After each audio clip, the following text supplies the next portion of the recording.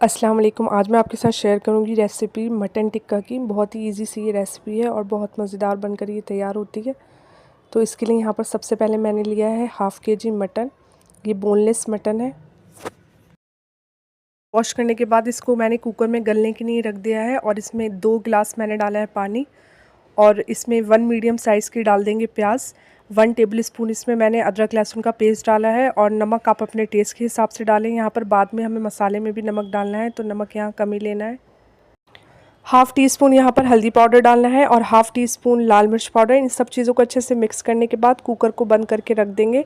High flame पर पकाना है। 5 से 6 सीटी आने तक मटन अच्छे से गल जाएगा।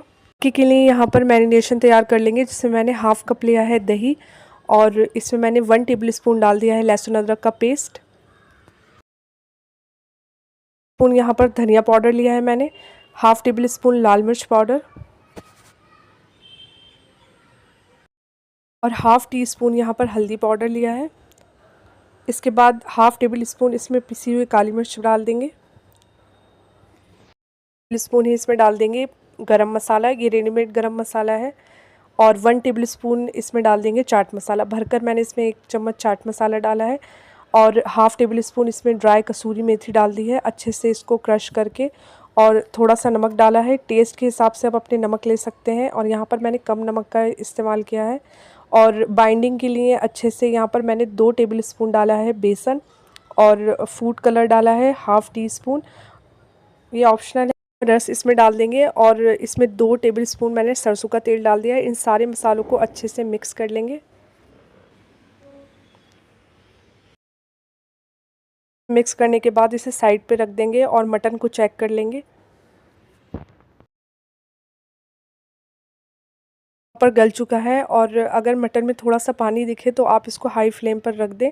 यहाँ थोड़ा पानी है तो मैंने इसे हाई फ्लेम पर करके सारे पानी को ड्राई कर लिया है। उसके बाद गैस को बंद कर देंगे और इसमें से सारे पीसेस निकाल लेंगे मटन के।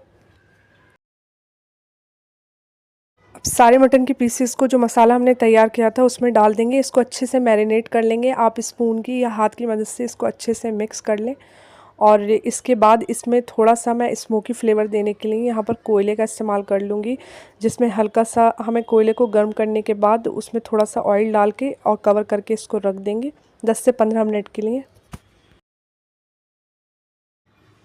10 से 15 मिनट के बाद इसको हटा देंगे और यहाँ पर मैंने पैन को अच्छे से गर्म कर लिया है और इसमें 1 टेबल स्पून डाला है सरसों का तेल। थोड़ा सा यहाँ पर मैं बटर डाल रही हूँ फ्लेवर के लिए। और अगर आप चाहें जो मटन के पीसेस हैं उसे वुडन स्टिक के अंदर भी लगाकर आप इसको सेक सकते हैं, लेकिन यहाँ पर मैं डायरेक्ट इसे सेक रही हूँ। फ्लेम को मीडियम कर देंगे और एक एक करके इसमें सारे पीसेस डाल देंगे और यहाँ पर मैंने अभी आधे पीसेस डाले हैं, उसके बाद मैं आधे बाद में करूँगी शैलो फ्राई। और जो इसका मटन है वो तो गल चुका है, सिर्फ इसके मसाले को हमें पकाना है।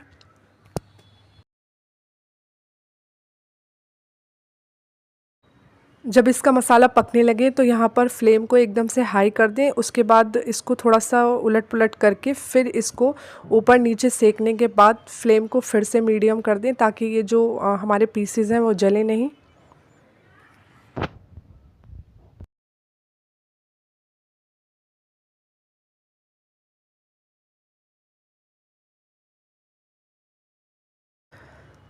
दस मिनट तक इसको मीडियम फ्लेम पर पका लें और थोड़ा सा यहाँ पर जो इस पर दाग आता है हल्का सा, तब तक इसको पकाते रहें।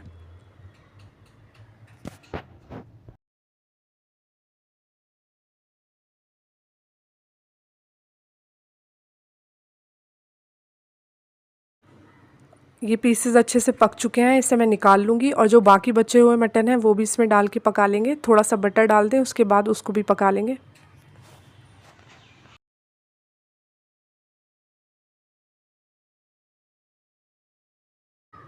बाकी बचे हुए पीसेस को भी इसी तरीके से पका लेंगे।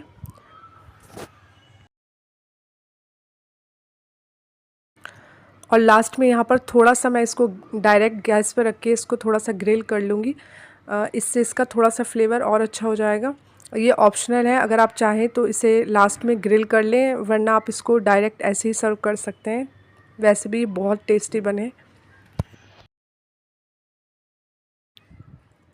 बस अब ये एकदम तैयार है और यहाँ पर हल्का सा मैं इसको और ग्रिल कर लूँगी। इसके बाद गैस को बंद कर देंगे। ये एकदम परफेक्ट बनकर तैयार हुई है। और जब आप इसे सर्व करें तो इसमें थोड़ा सा नींबू का रस और इसमें थोड़ा सा मटन टिक्का एकदम तैयार है और गैस को बंद कर देंगे। सर्व करने से पहले इसमें थोड़ा सा चाट मसाला डाल लें और ग्रीन चटनी के साथ इसे सर्व करें। इस रेसिपी को आप ज़रूर ट्राई कीजिए, बहुत ही मज़ेदार बनकर ये तैयार हुई है। और अगर आपको ये रेसिपी पसंद आए तो मेरे चैनल को सब्सक्राइब करें, वीडियो को लाइक और शेयर ज़रूर करें। अल्लाह हाफ़िज़।